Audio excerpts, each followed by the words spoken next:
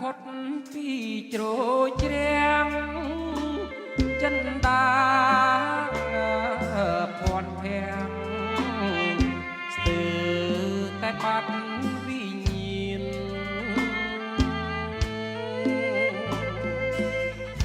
នេះវិ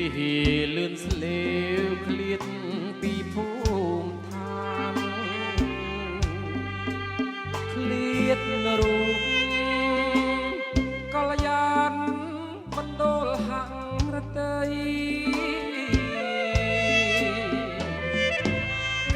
កាត់ផ្ទាំងរលកបោកបែកកាត្រែងទ្រូងសែនចំបែងនៅកណ្ដាលជលស័យ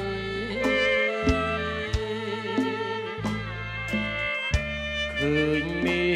ជាប់ទឹកសែននឹកចរណៃមិនគូនិស័យបំបែកបំណងក៏ថាកុំខ្លាំងចិត្តស្រី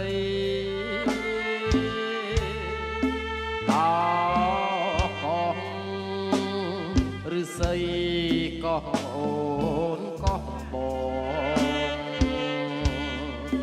ជួយនាំពីខ្ញុំទៅប្រាប់បាក់ខ្លងខាត់ស្នេហ៍ខ្ញុំផងកុំឲ្យបែកចិត្ត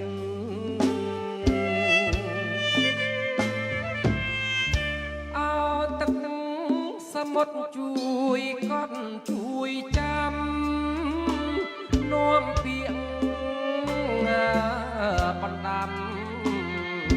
ផ្ដាំប្រាប់ស្នេហ៍ជីវិត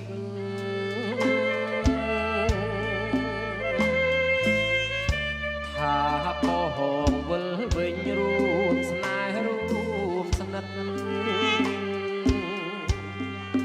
វិញខ្សែជីវិតយើងសាជាថ្មី